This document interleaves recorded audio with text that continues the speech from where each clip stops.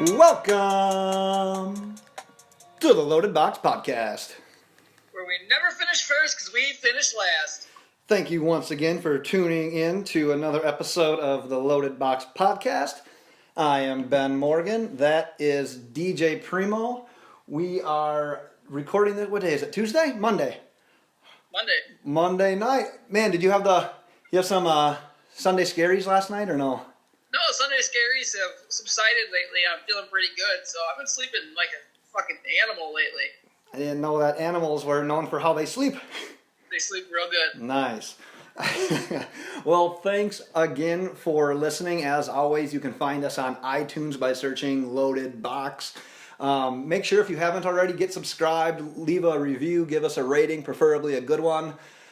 Check out the last one that we posted on Twitter. There was a twit pic of it. We have DJ's got a brand new friend, so be like Day Na Na Na, I think was the name. Be like that person and leave us a stellar review.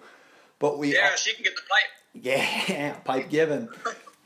We'll start up here in a minute. Today we're going to do the NFC North, and then we're going to break down NFL draft interior linemen. But before we get started, I know we've had some interest in it. We've kind of previewed it already, but we're going to do an NFL draft, first round mock draft contest. And consensus says that we're going to do an entry fee of $10 with 100% payback, so none of the money's going to DJ that he's going to spend on his Twitter bitches or anything, or Tinder bitches, and on his Tinder dates. So don't worry, all the money's getting paid back. So if you're interested, send us an email, send us a direct message on Twitter or a message on Facebook, and we'll provide you with the website information so that you can get signed up once we get your entry fee. And DJ, I'll let you explain a little bit about the entry fee. So how you're going to pay your entry fee since it's 2017, we're not doing none of this PayPal anymore. It's a Venmo. So if you don't have Venmo, get it. It's a really easy way to pay people, very direct. And my Venmo username is at DJ-Primo or -Primo. That's at DJ, D as in dog, J as in Jackson, Primo, P as in penis, R-E-M-O, M as in mother. Nice. Well, if that was super confusing, which it probably was, just send us a message and we'll get you all that information, but we just want to make sure we throw that out there. So, yeah. DJ, it's probably the time that you've been waiting for the most here. We're going to break down the NFC North, and that means we get to talk about your beloved Green Bay Packers, who won the division again, and that means since they made a deep playoff run before getting throttled by Atlanta, that means they're picking 29th overall. So this offseason, a couple of interesting moves. So they re-signed Christine Michael. They signed a pair of tight ends in Martellus Bennett and Lance Kendricks. We talked about it last week. They signed a familiar name in Devon House, and then they re-signed Nick Perry. And I guess probably their key losses were Eddie Lacy to Seattle and Micah Hyde to Buffalo. So first of all, what are your thoughts on all of that? And then do you have any specific area that you would go for them at number 29? First off, do we officially know actually how to say Kristen or Christine Michael? Does anybody actually know how to say that? I'm under the impression that it's Christine. Christine's a girl's name, but I'm going with it. I always thought it was. I still think it's Kristen.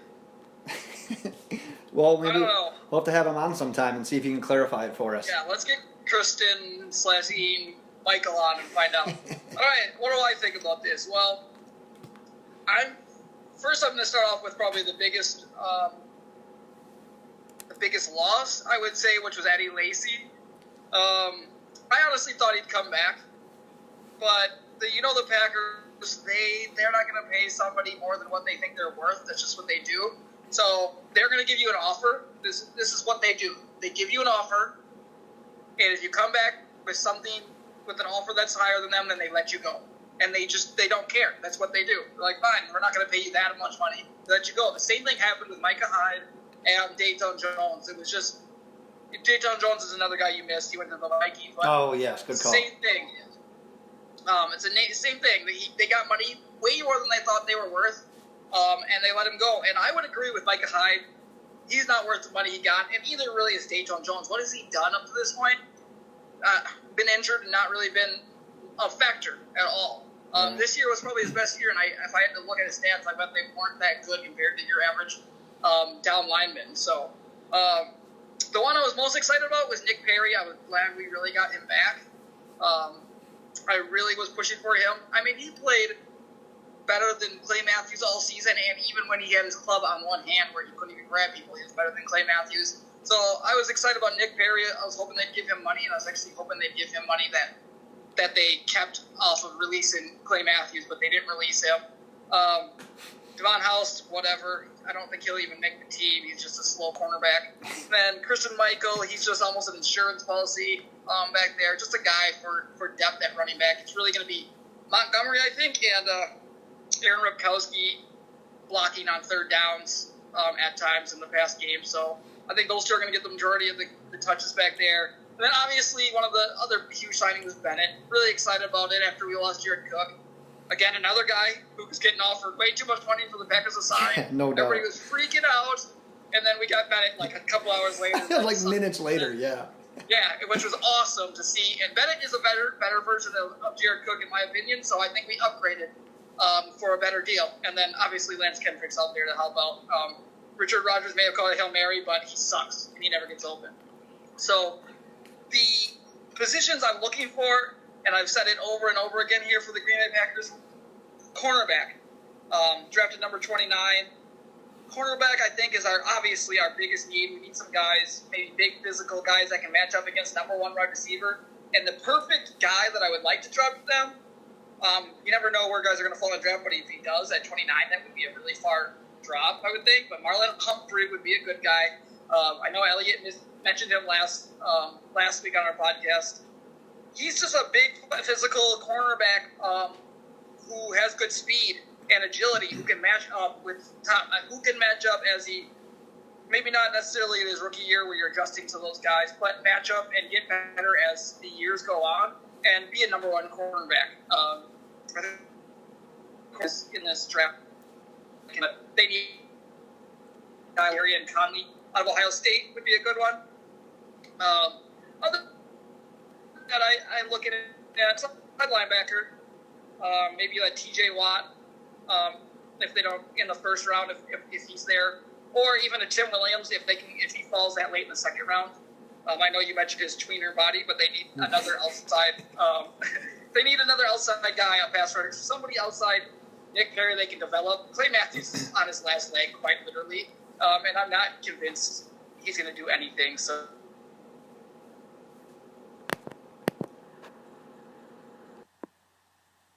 As I was saying before I got cut off and interrupted by my stupid internet, Clay Matthews, I know stays on his last leg. And then, did I mention, I don't know if I mentioned, no, I can't even remember where I was at, with T.J. Watt and Tim Williams. Yep, you already got them. Yeah, so basically those are positions that they're looking at to get depth at the outside linebacker position, seeing as they're pretty thin with the loss of J. Pep and other guys. And then the last position of need, I think, is where the Packers have missed most at. We don't know. The Packers don't know what Kenny Clark is, and Packer fans don't know what Kenny Clark is and will be.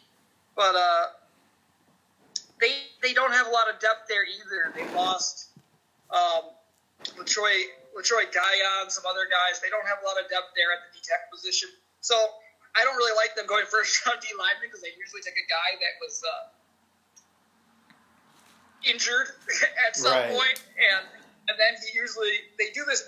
I don't know if they do this like every other year. They draft a guy that was injured and doesn't work out for them. Jarrell Worthy, for example, and there was another guy I can't recall right now, but they've done that at least 2 times where they've drafted guys injured. So I'm thinking maybe wait and try to find themselves Mike Daniels in the 4th round. Hopefully Kenny Clark turns out to be like him as well, but they need some more depth at that defensive tackle position, which was actually pretty good last year until all the injuries, just like the rest of their team. So those are the 3 most important things that I think cornerback should be their number one if the kind of guy that they like falls to them.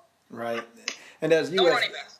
And as the Packers fan, I'll pretty much resort to what you say as you have a better grasp on them than I do. But I'll just reiterate that obviously I think cornerback is number one. I think they have to go that way. They were 31st in passing defense in regards to yards allowed. And since they're drafting later in the first, they might not get their selection, obviously, of who they want at cornerback. But honestly, I don't think they can be picky at this point. You just need to get one of those guys. So whether but they took Quentin Rollins and Demarius Randall back to back, and so far, I think Randall can be better. I don't think Quentin Rollins can. Demarius Randall's faster. He just was hampered by an injury. But I just think Quentin Rollins is what he was last year. He's not a very good cornerback, so I'm not buying that. I think Demarius Randall, at the beginning of the year, was real solid. He was grading out in the first couple of games as Pro Fantasy Football's top second corner in the league for like 2 weeks. So, and then it just went down dramatically. So I think he can be a good corner, but they don't have Sam Shields, and they need a lot of them. So yeah, I think they have to attack that corner position. Yeah, why are you yelling at me? All I said was they can't be picky. I know, but all I'm saying is they grabbed two cornerbacks, and they weren't picky that year. They were almost too unpicky about it. Unpicky. So if it's a guy they weren't picky. They're like, oh, there's two guys that we thought we liked. Right. Get a guy who you think is worth that first round pick. If not, go another defense possession. Like I said, outside linebacker, I think. Yeah. One of those two. And even defensive tackle falls to that. Just don't go running back. Yeah. Oh, like I said, you're gonna love my next spot then. Like I said, I'll defer to you on that one. But what I want to say about running back is, and you know this, I am anti Ty Montgomery being a relied upon option, and the whole Christine Michael, the people that like him, that's all fan hype. If he could learn to just hit the hole and just get the yards that he can get instead of trying to make these crazy ass plays, the guy could be, I don't want to call him like a starting running back, but he could be like a running back by committee guy, or he could definitely be in like a role that gets 5 to 7 carries a game, if not more, for years.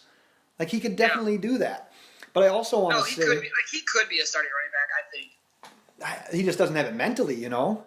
Yeah, no, he's dumb. But I was going to say, the way that the Packers play, I don't think that they need a stud at running back. So I don't think they need to go out and invest a high pick. I agree with you on that.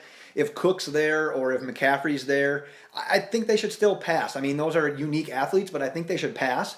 A guy I really like for the Packers is Dante Foreman out of Texas. If they could get him in like the 3rd or 4th round, he's that kind of guy that can eat up several carries. He's a big body, 6 foot, 230, I believe. And he could then allow Montgomery to be that change of pace kind of guy if they could use Foreman how I believe they really should have used Lacey. That's where I think the Packers could take a running back. So I'm going to completely disagree with you on this. Being the position I take pride in scouting, as I've said before, is running back. And Ty Montgomery, he's the type of guy who can switch from wide receiver to running back. He has a body for it. He's short. He's come back.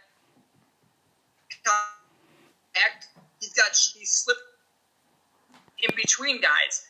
I see some people thinking like Cordero Patterson could be a running back. Completely disagree. He has good open field vision. Does not have vision through a hole.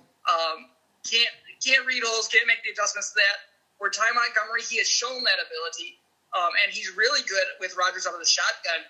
But you've seen him break tackles multiple times. I think he had a 60-yard run I don't know if it was. I can't remember what game that it was. A playoff, the first playoff game against the Giants, or it was the Bears game. Probably the Bears game. He broke like 2-3 tackles to the left in the backfield and ended up running for like a 40-yard run after that. And he's great in that play-action type of game where he can actually run through the tackles and make that transition. I like the body he has. I like the vision he has. And I actually think he can be a consistent running back that carries the ball and have Ripkowski come out there and pass block. See, I'm going to completely agree with you. I don't see it. I think he had that one really good game against the Bears, and other than that, he was just average. And I think a lot of the times when he does break it, like you said, yeah, maybe he's not like Randall Cobb. He can play a little bit better running back than like what they were doing with Randall Cobb. He's got a better burst than Cobb. Well, yeah, but it's the thing that, like, I think a lot of his good runs were because of the fact that no one expects the Packers to run the ball anyway. So whoever they throw back there, if they give him the ball enough, he's going to break one eventually. I don't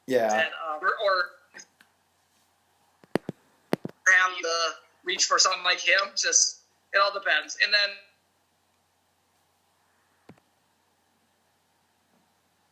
so they could go a wide receiver, something like that. They have a bunch of second wide receivers in Golden Tate, Marvin Jones, but you would love a guy with Stafford that can replace Megatron. So if they wanted to draft a wide receiver in the first round, Corey Davis is definitely an option. Obviously, their focus right now, as I said, they got a guard, they got a tackle for him. So their focus is building around Matt Stafford. So why not maybe potentially give him a number one wide receiver, and Corey Davis could be that guy. He could drop to 21. Nobody has any idea how far these are going to drop. I know some people have John Ross higher on their boards. Some people have Corey Davis. I'm a sizist, so I like Corey Davis better. I could see that as a potential landing spot for them if that's something they want to do and build around there, so they can get that number one wide receiver with a Marvin Jones and Golden Tate there. It's just they have a bunch of guys. I don't want to say second wide receivers, just kind of like I don't know what the word I want to use. They got a slot guy in Golden Tate, and then Marvin, who's just like a complimentary. That's a good word. Right. A complimentary wide receiver. Because Marvin Jones had one huge game, and then everybody was on his balls the rest of the year against the Packers, who turned out to have the worst pass defense in the league. Right. And then you didn't hear too much from him after that. So. Right. Yeah, I had receiver down as well, but not as like a glaring need. Like you said, they have Jones, they have Tate, and then after that, they're like really the only proven guys. The other guys are kind of just people that you can fill in here and there. So I think if Mike Williams or Corey Davis would be available, I don't see that as a bad pick. I think that would be pretty solid. I don't like John Ross in Detroit whatsoever. I think he's too similar to what they already have. I don't think he fits in well there at all. I think what's up? What I was referring to when I said John Ross is potentially maybe somebody would take Corey Davis ahead of John Ross, and then they would have the option to get him there, right, or vice versa, just on their boards. Yeah, and I think in a perfect world, like you said, if the Lions can grab that linebacker in the first, and if they wait till like round 2 or 3, and they get one of your guys I know you like, Juju Smith-Schuster, he can be that big body, that possession guy, the chain mover that I think they're missing. Because then you can like you said, you can have Jones on the other side, you can have Tate run the slot, and then I think you have a pretty solid trio.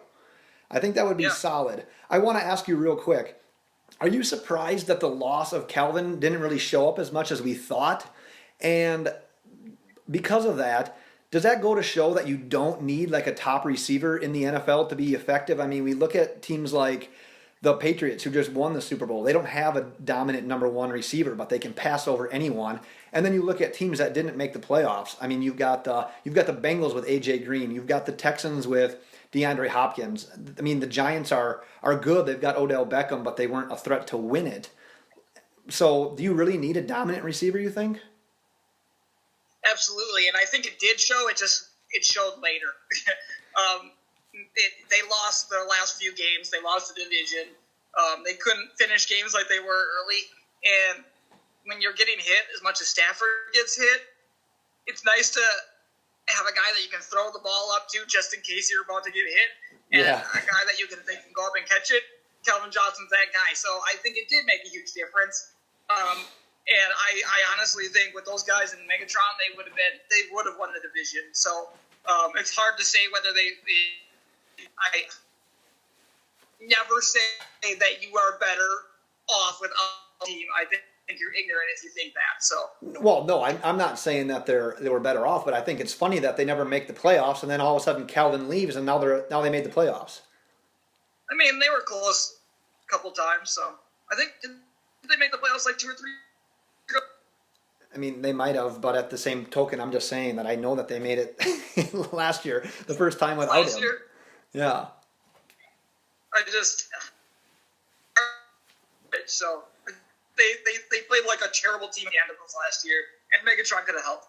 Yeah, I mean, they definitely did. Like you said, the division was theirs, and they just didn't wrap it up. So let's move on to the Vikings, who don't have a first-round pick because of the terrible deal that they made to get Sam Bradford. So their first selection is going to be number 48 overall unless they make another deal, but I don't think they have the ammo to do so right now. So like you said, they signed Dayton Jones from the Packers.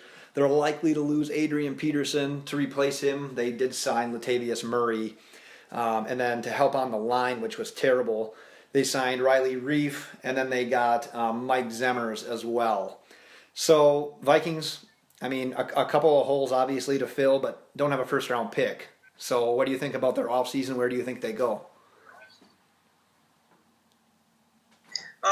I can see the Vikings, as you mentioned, they signed those two tackles, so they're focusing on that. That's where they were ridiculously crappy.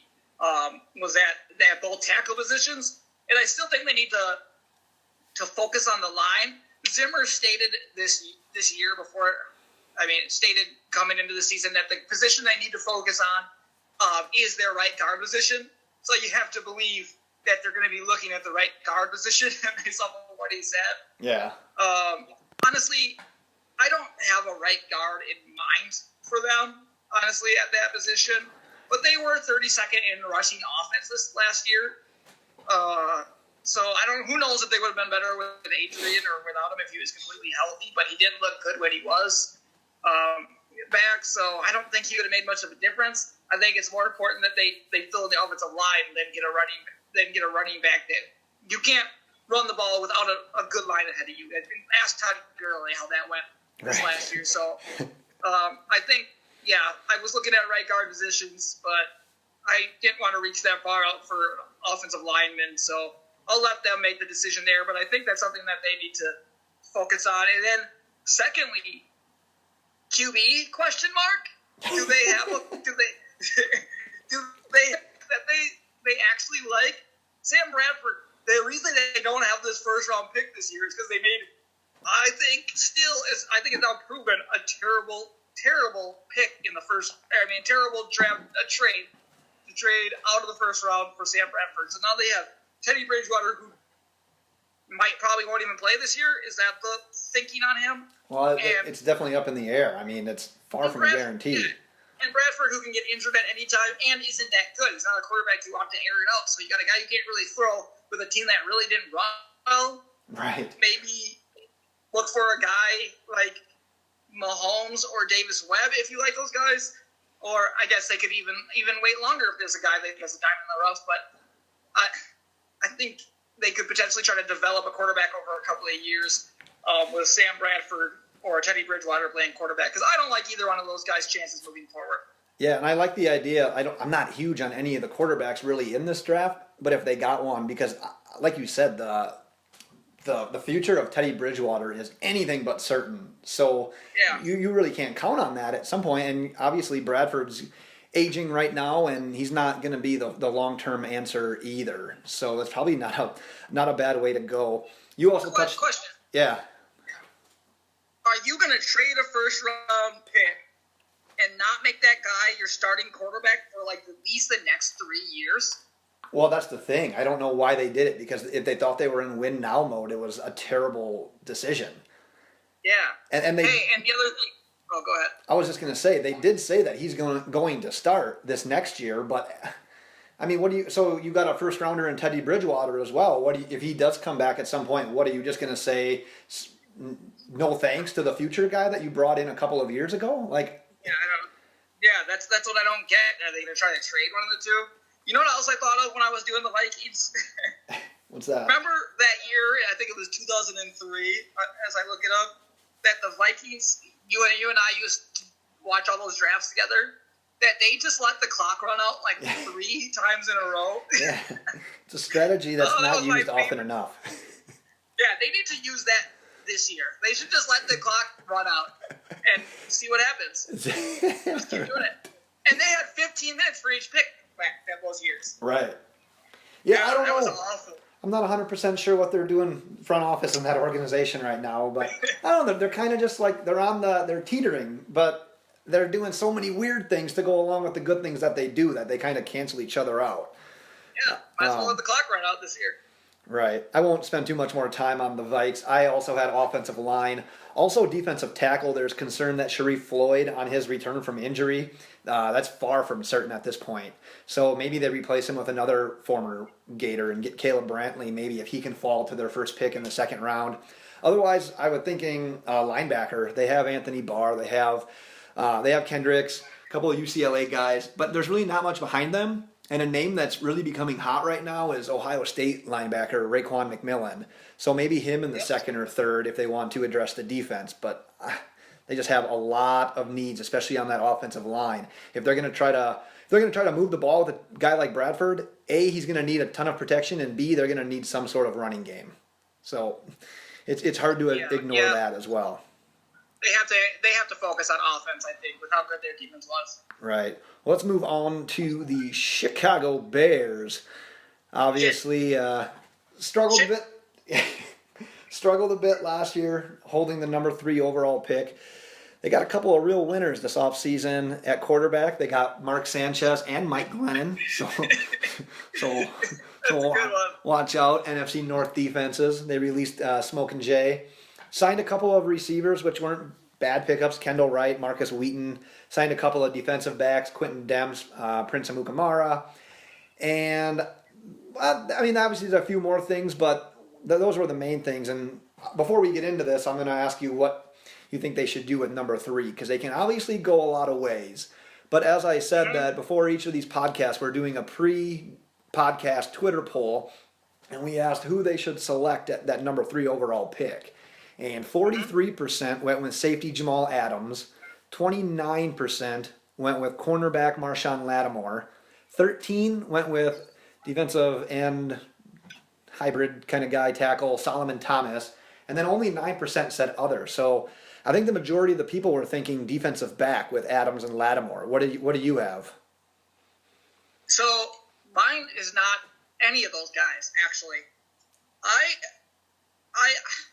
I don't see. Okay, the Bears were number 27 against the run, 27th against the run this last year.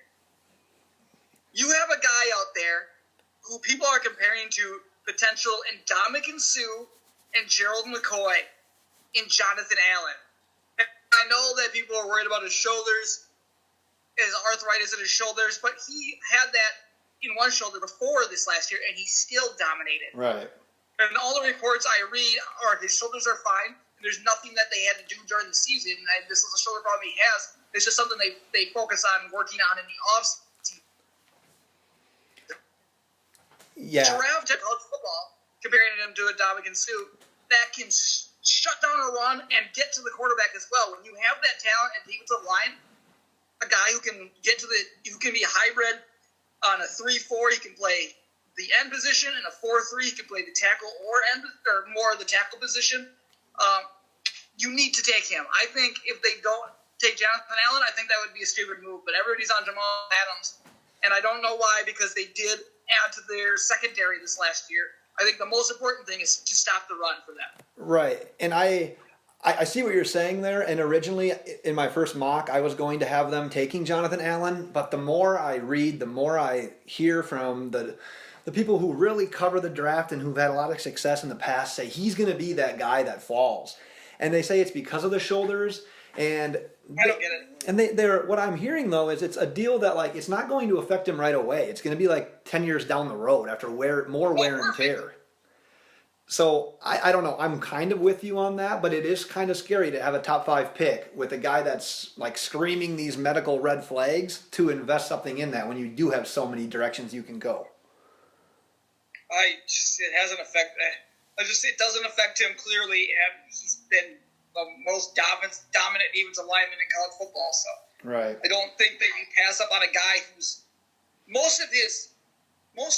almost all of your strength and skill come from your legs, anyways, and you just use your arms and shoulders as quickness to shred, not for power. Right. So. Yeah, I mean, it's definitely an interesting. I like that as well. I just, from everything I'm reading and seeing, it just seems like he might be that guy that falls. Did you have any other positions that you would potentially consider at 3? Yeah, I not at number 3, because because I'm not going to talk about Jamal Adams, but another position they could go for in the second round, I think, is a wide receiver position. Somebody like Zay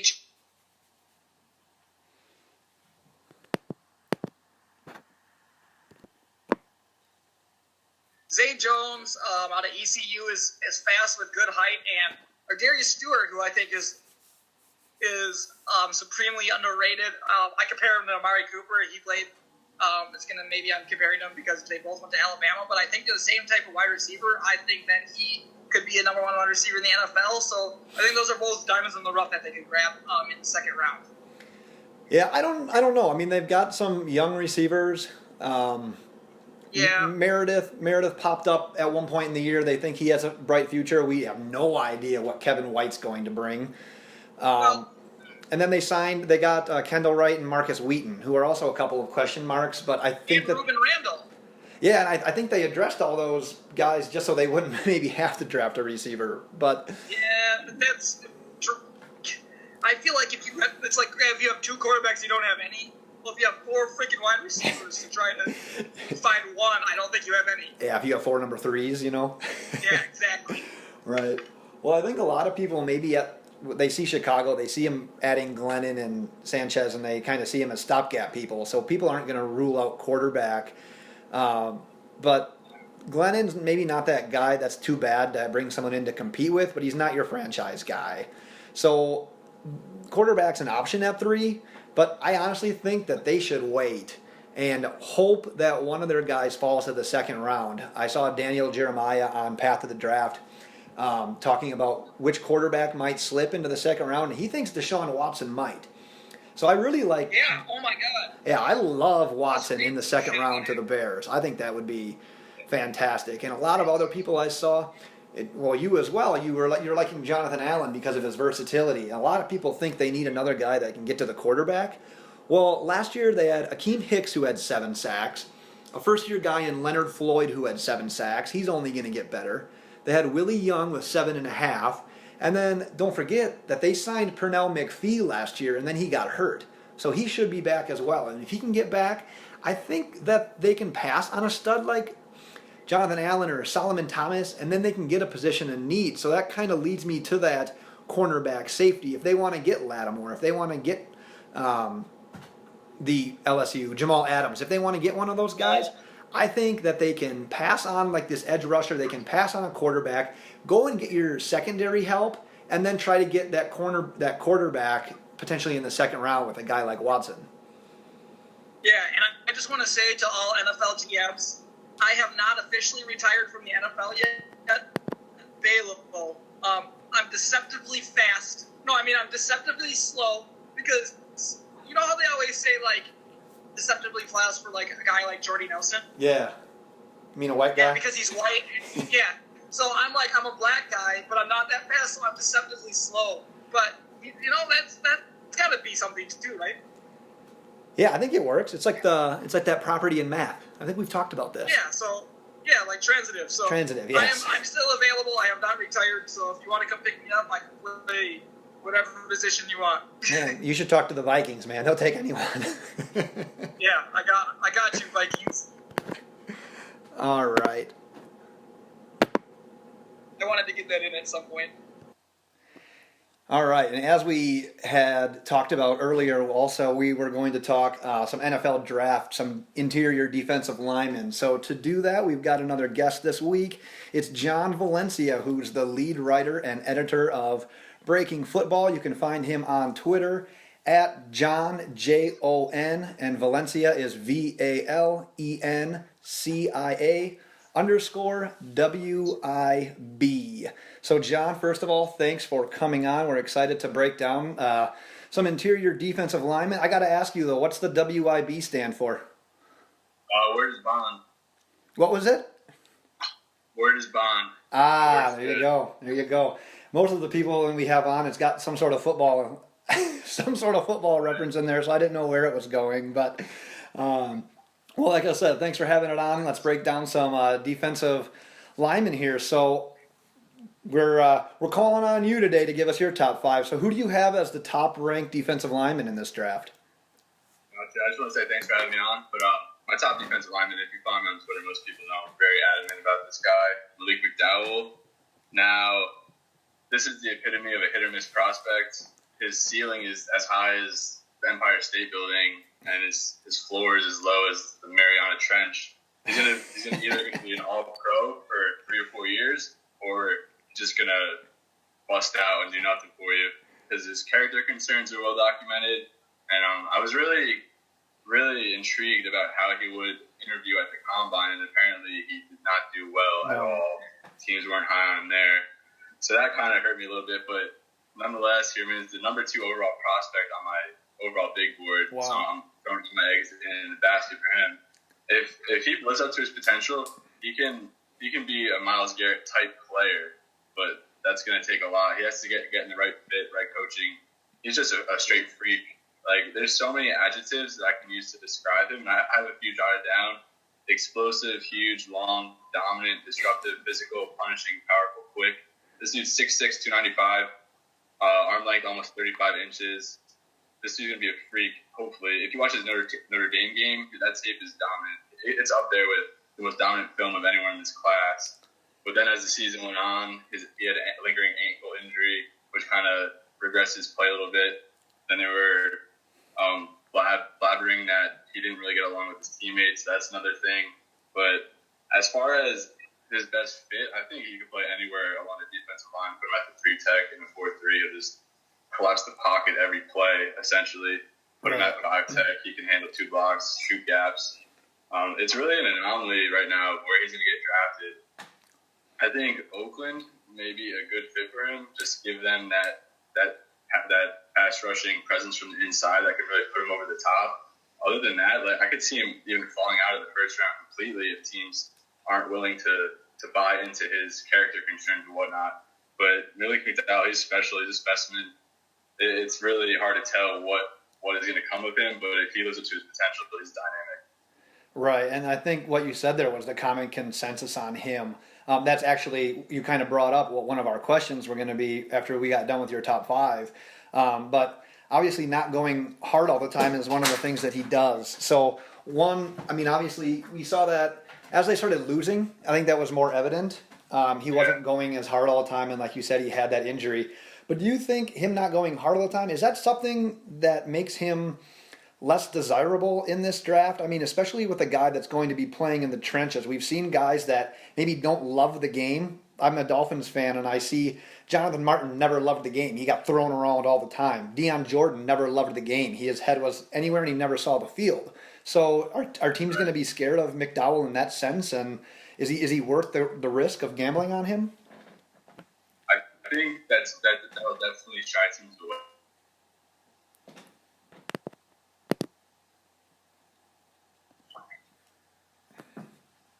With McDowell, he definitely would take plays off. He wouldn't give full effort, and that's something I really have a big chunk on when I grade defensive linemen. I like to see that nonstop motor, that effort on every play, and that's something he didn't give. But on the flip side, his upside is incredible. The payoff could be huge, but it's just you have to untap that. And the team that picks McDowell, they have to be in place where they have a well-built roster, and they could just gamble on a guy like him, like maybe even the Patriots, but they don't even have a first-round pick anymore. But that could have been a good fit. Who knows how that would have worked out? Maybe even the Chiefs, he could work out in that 3-4 system as a 5-tech. But I think I'm really hoping that he pays off. Then again, you look at the flip side, he's still really immature. He's only 21. He's still younger than most of the prospects in this class. So there's still a lot of match configuration that can go on within now and the time before the rookie contract runs out. Right. It sounds to me. Go ahead, DJ. Yeah, it sounds to me like you're almost describing someone compared to an Albert Hainsworth with that type of potential, but that kind of problems. That would scare me if I'm one of those teams looking at him. That's a good point. I mean, Albert Hainsworth, like you said, he was dominant with the Titans, and he got a big payday, and it just but different because McDowell, he's going to be dominant from the start. It'll be like mixed roles. Like McDowell was going to be a head case at first, but then the payoff could increase over time. Right, whereas Hainsworth would just it was just over once he signed with Washington. Yeah. Right. And I was going to say that as a Dolphins fan, they need a defensive tackle. It's not like a desperate need, maybe not even a first round need by any means. But I'm sort of intrigued by McDowell there to be able to let him come in on like a rotation and pairing him with Sue, and then you got Cam Wake and Andre Branch. I think that would be a great spot for him. I just think the Dolphins have so many other needs that I don't know if they can risk it in the first. Right. Yeah. I think ultimately the Dolphins go linebacker. We'll see though. Yeah. They missed it on the ground. That was pretty big. Right. Absolutely. Especially for what he got paid. I feel like they could have forked over a little bit more and done that. So, well, let's move on to your second guy. Second guy is Jonathan Allen. Now, he's a guy that's kind of fallen throughout the draft process. Early in the draft process, some people were pegging him as a consensus top 3 pick, and now he's fallen. Like, for Breaking Football, I host Breaking Football Followers mock draft, where I just put a poll up for each pick, and we're at pick 6-15 now with the Colts, and he's still on the board, so that just goes to show, like, how highly he was thought of and now his fall. But I think Allen, he's just a solid football player. Like, he might not have the highest floor, but the highest ceiling, but I think his floor is high. Like, he's going to be solid and just be sturdy in the trenches for whatever team picks him. Comes off this, he came back to school, which is kind of surprising. You saw guys like Ashawn Robinson, Reggie Ragland, Jerron Reed, they all left in the draft, but Allen stayed put. Yeah. He wanted another national championship. Winning one wasn't enough for him, which I like to see. He has that winning pedigree. Something I really like about Allen, he combines power versus strength all into one. He's just disruptive. As for fit, it's hard to project. Like, I think he can play. I think he's better off as a 3-tech. But then again, I think he could also play base end in a 4-3. A lot of people were calling him an edge rusher in the beginning of the process, which I never really understood. Right. But more people are calming down on that. But he kind of reminds me of Fletcher Cox a little bit. I love his awareness at the line. He's always putting his hand up to bat down balls. You saw his athleticism when that diving sack against Texas A&M, which was pretty neat.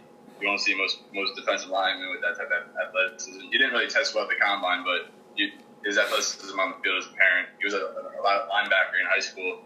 And one concern with him is the arthritis in his shoulders. I haven't really read into that too much, but it doesn't seem to have impacted his play at all. But I think he can go as high as number 4 at Jacksonville. But after that, it's an anomaly, really. He can fall all the way maybe to the late teens. Right. I know we had talked a little bit before you came on. We were talking about a team that had a need at defensive tackle and how Allen could be a great fit. And we brought up the whole shoulders idea. And from what I was reading and hearing, it almost sounds like that's a concern, but probably not until later into his career when it actually went a little bit more wear and tear on him.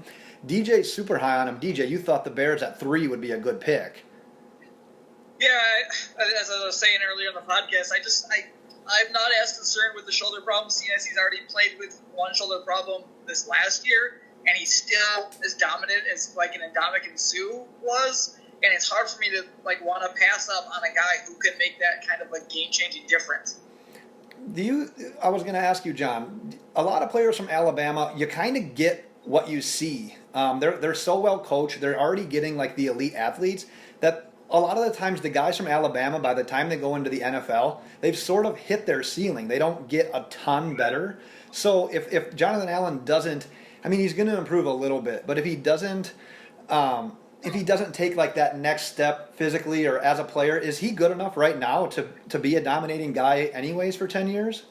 Yeah, I don't know if I would say dominating, but he could definitely be a reliable piece on the defensive line. Like DJ said, with his shoulder issues, it's not going to be an issue right off the bat. So if you take him maybe mid to late first round, just use him on that rookie deal. Right. Just, let him work and then tear up his shoulders if that's the angle you want to take, and then just let him be a free agent. So you don't have to worry about it after that. I don't know where's that type of risk in the first round.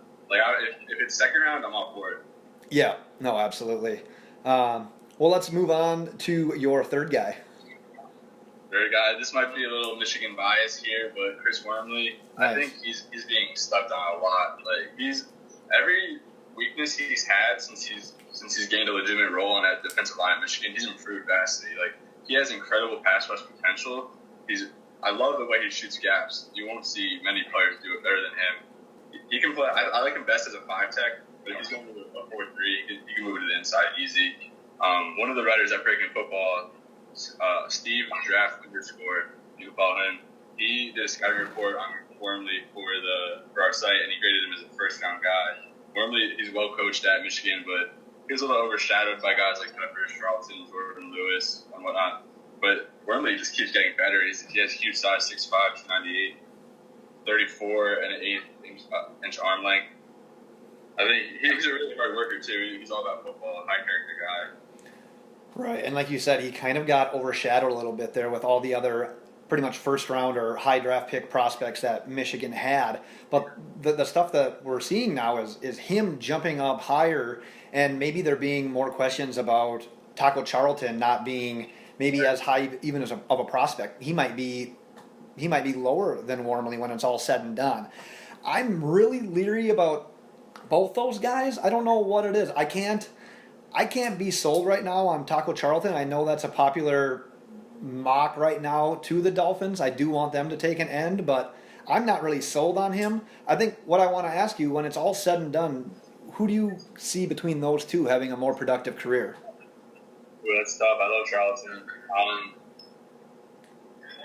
See, the thing is, Charlton's more of a risk. He's more of that high ceiling, low floor type of guy, where Wormley, he's going to be solid regardless. He's never going to be that dominant player, but he's going to be reliable for the next decade or so. But if I had to choose one at their current value, I'd probably go with Wormley in like that early second round range, or Charlton in the mid first round. Nice. That's what I like to hear. DJ, were you going to add something there, or are you good? No, I've got nothing. You keep going. Awesome. Let's move on to number 4. Yeah, Dalvin Tomlinson, another Alabama defensive lineman. Can't get enough of him. But he was, like Wormley, he was another guy who was overshadowed. He was the unsung hero of that Alabama defensive line this past year. You saw Jerron Reed go to the pros last year, the second-round pick to the Seahawks. Tomlinson just took over that role as that stout run defender. I think this might be a little crazy, but at 31, the Falcons, I could see them going with Tomlinson. That would be out of the blue, one of those out-of-the-blue picks that you see in the draft, but it's not too far-fetched, in my opinion. Put him next to Grady Jarrett. Tomlinson has the potential to be an elite run defender. I like him at the 1-tech. He played the nose tackle in a 4-3. The dude's athletic. He was a 3-time heavyweight champion in high school, wrestler. Played goalie in soccer. You heard a lot about that at the Senior Bowl. What really impresses me about his game is the leverage he gets and the quickness. He moves really well for a guy 6'3", 310. He does the dirty work. He's really unselfish. Well coached at Alabama, of course. He's a good team player that you want on the inside. Are you a little nervous? I think we talked about this with the Ohio State cornerbacks. It's the whole idea of they have Lattimore, they have Conley, and just because I kind of compared them to that Seattle defense, the fact that there's so many good guys in that secondary and the way that defense plays that it maybe makes people look better than what they actually are. Do you think that could be the case here with Tomlinson, or he's just another stud and he's not talked about near as much because of guys like Jonathan Allen and Tim Williams? Yeah, I think that's more the case. If anything, I think it's Tomlinson making a guy like Williams look better. Even better. Tomlinson, he's not making those flashy plays. He's just on the line, holding 2 blocks, shooting gaps, opening things up for everyone else around him. Yeah. I was going to ask. Oh, go ahead, DJ. I have a quick comment on that with Tomlinson. You mentioned he's a wrestler. Yeah, he was a wrestler in high school. So I don't know if you know this about the Green Bay Packers, but they are notorious. This is interesting that you brought that up because I didn't know that, but they have been taking wrestlers in their last couple of drafts at lineman position. So Mike Daniels was a wrestler, and so was Kenny Clark. So now that you say that, I'm going to be somebody they could end up drafting. Right, there you go. Nice. They love wrestlers. They do. They love those guys that get that low leverage and know how to use like their hands and feet like that. So I wouldn't be surprised though. I did not know he was a wrestler. If that's somebody they were looking at. Nice. I like that. I did not know that either. I didn't know this whole wrestling thing. I also like the Falcons though. I mean, because if you look at the Falcons, I mean, obviously they were solid on offense, averaging like 35 a game at home, and just the crazy offensive numbers they had. And obviously their weakness, now that they have Trufant signed and he's back from injury, their weakness is up front. So if you can get a guy like this to really shore up that defensive line with Beasley on the edge and just the improvements that they've made, because that defense, it had some holes, but it was really young and those people flashed. So you know that there's some potential there on the defense. So I didn't really consider him being a first-round guy, but I like your idea of, hey, we're the Falcons. We were just in the Super Bowl. We're in win-now mode. Let's take a flyer on a guy that we can plug and play, and maybe he can have that impact. Nice. I like that. Let's round it out here with your fifth guy. Fifth guy. This isn't a guy really. I haven't watched him much until today. I just crammed Mad defensive lineman just to round out my rankings a little bit, but Montravius Adams of Auburn, like he's the Pat Mahomes of defensive linemen. Like he just plays reckless. He's just running all over, hitting people. Like he's so physical. Now that comes back to hurt him sometimes, but right. I like my defensive linemen who aren't afraid to square up with someone real quick. 6'4", 304. His arm length isn't ideal, but he makes up for it with his quickness. He's incredibly quick, which was something that really surprised me because I watched him a little bit last year and I wasn't high on him coming into the year. Then I caught up this year and he looked really good. He just wrestles offensive linemen. There's a play against Clemson where he bursts through the offensive line and just like barrels through two offensive linemen. He misses the sack, but what impressed me the most, he got up quick and then just like charged towards the quarterback. Now, as I said before, effort is something I really value in defensive linemen. You won't see that from many defensive linemen who will get up after missing and then charge at the quarterback like that. But I think he's an ideal three tech. He can provide a pass rush, collapse the pocket. He definitely has upside. Right. Where do you see a guy like Adams falling in the draft?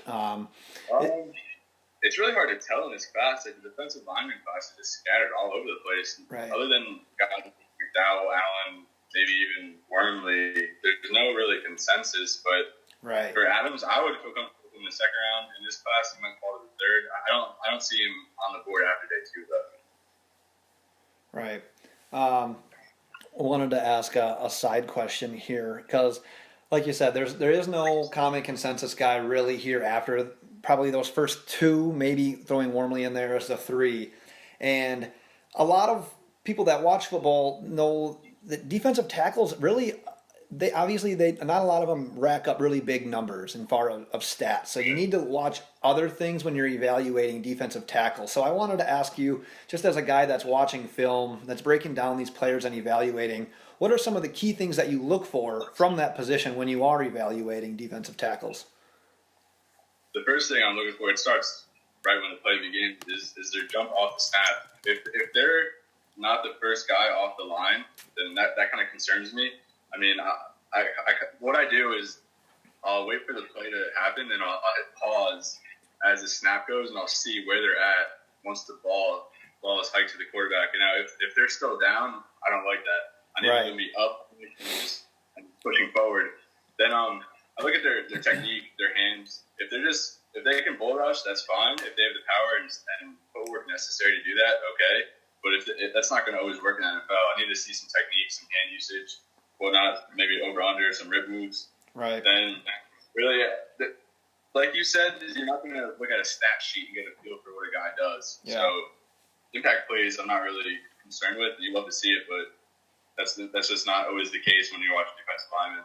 Right. And DJ, before you ask your question here, just kind of bouncing off what you said, I really agree. Like when I watch the Dolphins, Ndamukong Suh's always getting that first jump. He's always punching that gap. He's trying to be the quickest one. When I watched Leonard Williams at USC, he was like the exact opposite. He was dominating, but the ball would be snapped, and he was like almost like always still in his stance, and it totally threw me off. But it was weird how he made up for it with just his natural ability. So I agree with you. I was totally thrown off with Leonard at that point, but he's kind of made up for it. What are your feelings on a player like that?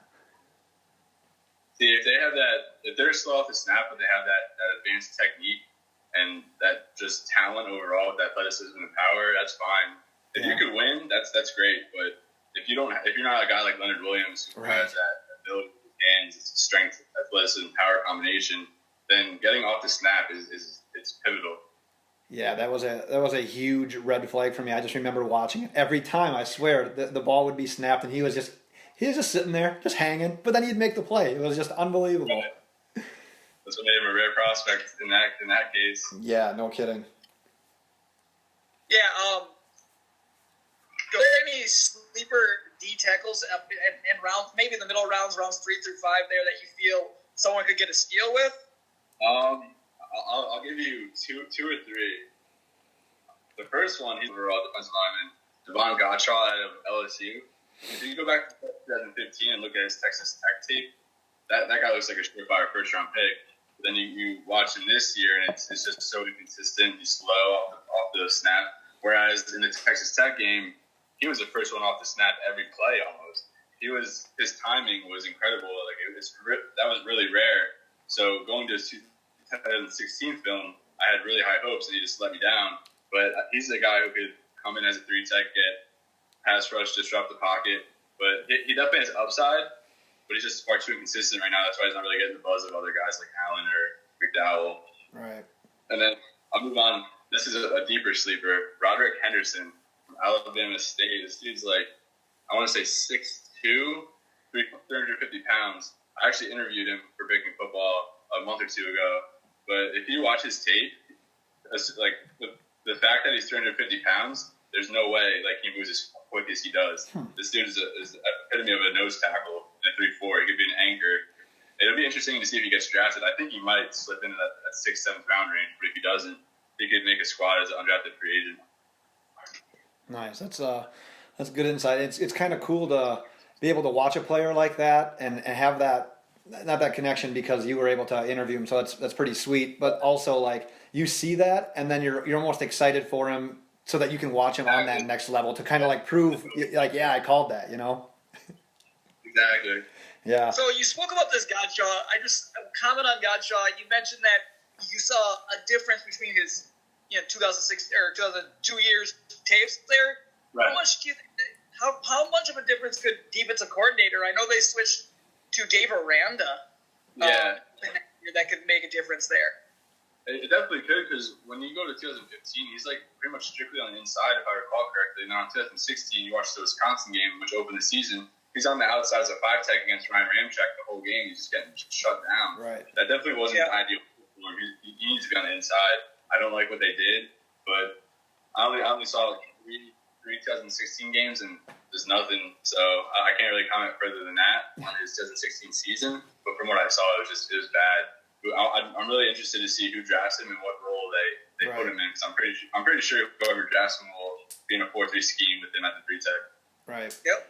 I want to ask just one bonus question here before we let you go, and it's not an interior defensive lineman, but it's an edge rusher that I just can't wrap my head around, and I just want to get your opinion on it. I know you're not prepared for this, but straight shoot it here. So Tim Williams out of Alabama, I'm super intrigued.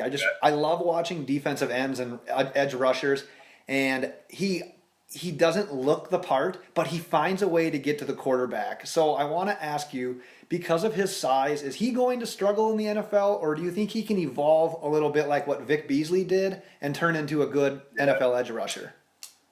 I think that he'll bulk up a little bit. I really like he's lethal off the edge in some instances. It's kind of weird how Alabama utilized him. They wouldn't have him as a three-down player, and I think he was capable of that. They would put him in just pass rushing situations strictly most of the time. Right. But I love his upside. Like you said, it's crazy because this was a player who's getting like top 10 buzz early in the draft process. He might not even be drafted in the first round. Right. But I do think the upside is there. I like him in a 3-4 as a stand-up coming off the edge. Yep. We'll see how it pans out. But I think he's another guy with character concerns, allegedly. If he keeps his head on straight, gets good coaching, he should be like a 10-sack guy, maybe 12 stealing in his prime year, but he could be a consistent pass rusher. Nice. Yeah, I want to believe so hard. I just there's just images of Deion Jordan getting switched to a defensive end and then just failing completely. So I don't know what to do with Tim Williams. So part of me, I like the athletic nature of him, but part of me just says run away. So I don't know. It's funny. Remember that was the year. I think that was the year Chip Kelly got hired from the Eagles. I'm an Eagles fan. Okay. And there were a lot of sightings that Jordan would go to the Eagles. I think that was the year they got Lane Johnson, 2014, if I recall correctly. Yeah, they got that Johnson. Draft was just terrible. Like, the year the Eagles get a top 5 pick, I mean, Lane Johnson's good, but it just has really no talent at the top that year, of course. Oh no, it was terrible, and that was the big thing when the Dolphins traded up. It was like, oh, they're gonna get Lane Johnson, and then they shocked everyone with Deion Jordan. And like you said, it was Chip Kelly's guy. Like everyone thought he was going to go there, but like you said, like it's a big miss for the Dolphins. But like you said, there was so many busts in that draft. It's like they were probably going to pick a loser anyways. Nice. DJ, do you have any other side questions you want to pipe in before we wrap her up? No, I'm happy. Awesome. Well, thanks everyone again for listening. Be sure to check out last week's episode where we broke down the AFC North and we talked about cornerbacks in the draft. So be sure to listen to that. As always, tweet us any questions you'd like answered on the podcast at Loaded Box. Like I said, we're available on iTunes by searching Loaded Box Podcast. Make sure you're subscribing, rating, and reviewing. And as we said to begin the podcast, let us know if you're interested in that first round mock draft, and we'll send you that information. So thanks again for listening, and we'll talk to you next week. Bye.